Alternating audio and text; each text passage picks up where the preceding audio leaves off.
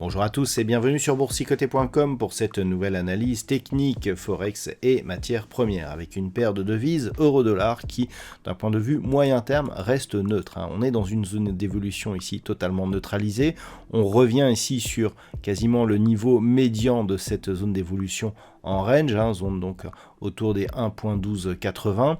Maintenant, si on regarde un petit peu ce qui se passe d'un point de vue court terme, on a eu une tentative de rupture ici d'un 1.1180 et un rebond technique qui a suivi. Alors certes, on a retrouvé ici la zone des 1.1180 comme support, c'est très net ici sur cette phase. Par contre, il semblerait que la moyenne mobile 20 exponentielle agisse toujours comme zone de résistance qui pourrait donc appeler à une reprise d'un mouvement baissier. Donc tant que l'on est globalement entre 1.1180 et 1.1370, d'un point de vue moyen terme, c'est relativement neutre. D'un point de vue très court terme, eh bien c'est la zone ici des 1.1260 qui devrait nous renseigner sur une possible poursuite ici du mouvement haussier en direction de la zone haute de ce range court terme. Sur la paire de devises livre sterling contre dollar américain, une vue un petit peu plus éloignée nous permet de mesurer ici l'explosion de la volatilité que nous avons eue hier. On est parti ici d'une zone proche des 1.36 et on est descendu sur un point bas sur des niveaux proches des 1.3280 avant de rebondir et de se stabiliser ici autour des 1.34. Globalement, la paire de devises livre sterling contre dollar américain aujourd'hui a repris la zone des 1.3360 qui agit de nouveau comme zone de support. Mais un petit peu comme sur l'euro-dollar, on reste ici sous cette moyenne mobile 20 exponentielle après une forte attaque ici sur la bande de Bollinger inférieure. Donc clairement, on reste dans une dynamique baissière et sur ce graphe, on voit bien que c'est la zone ici des 1.3460 qu'il faudrait repasser à la hausse pour d'une part franchir cette moyenne mobile et d'autre part repasser ici dans une dynamique un peu plus neutralisée. Donc en attendant ce franchissement, ça reste baissier sur cette paire de devises. Toute rupture de la zone des 1.3360 et encore plus ici la zone des 1.3284, eh bien réactiverait cette dynamique baissière potentiellement forte. Sur l'or, nous avons une dynamique qui est en train de se neutraliser. Hier, je vous indiquais qu'après la forte hausse que nous avions connue, eh bien, si on s'équilibrait ici au-dessus des 1910 $ l'once, on restait dans une dynamique haussière puisque on serait toujours globalement au-dessus de cette moyenne mobile 20 exponentielle. Eh bien, on a un signal d'affaiblissement aujourd'hui puisque après justement ce point haut technique, on revient ici sur un niveau d'équilibre. Alors, on avait un support intermédiaire ici sur cette zone des 1888 $ l'once. On est en train de le tester actuellement.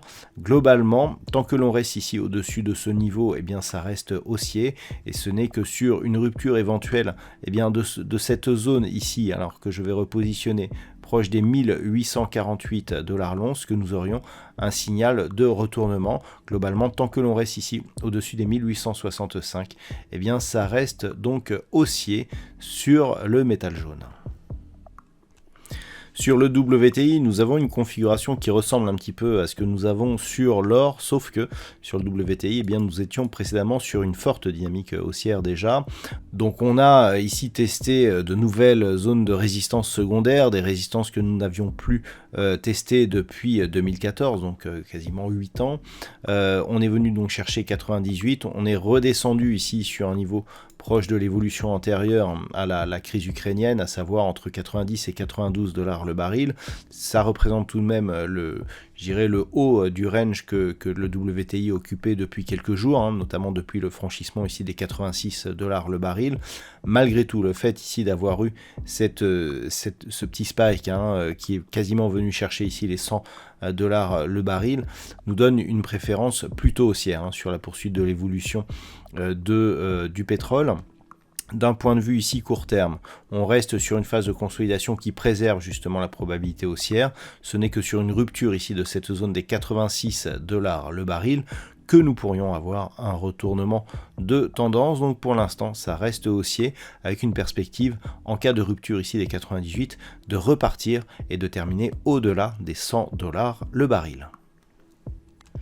Et puis sur le Bitcoin, enfin, après avoir testé ici une zone de support qui représentait un bas de range court terme, eh bien on est sorti ici puis on est vite revenu à l'intérieur de cette zone pour se stabiliser ici autour des 38 500 $ pour un Bitcoin. Alors cette zone des 36 300 est assez intéressante puisque d'un point de vue long terme, on avait déjà ici connu cette zone horizontale comme résistance puis comme zone de support. Donc il y a un effet mémoire de prix clairement hein, sur ce niveau.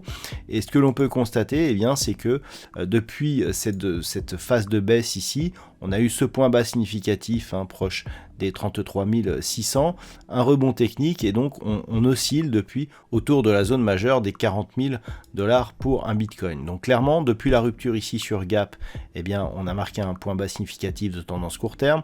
On revient sous la zone des 40 000 points, mais sans vraiment chercher à la franchir. Donc on a une neutralisation ici court terme, mais qui reste inscrite dans un mouvement global qui lui est orienté à la baisse et qui pourrait être confirmé en cas de rupture ici de cette zone de point bas des 33 200 $ pour un Bitcoin. Voilà donc ce que l'on peut dire sur cette analyse technique Forex, matières premières et Bitcoin en cette fin de semaine. Je vous souhaite de passer un très bon week-end. On se retrouve dès la semaine prochaine pour d'autres analyses techniques, toujours sur le site boursicoté.com.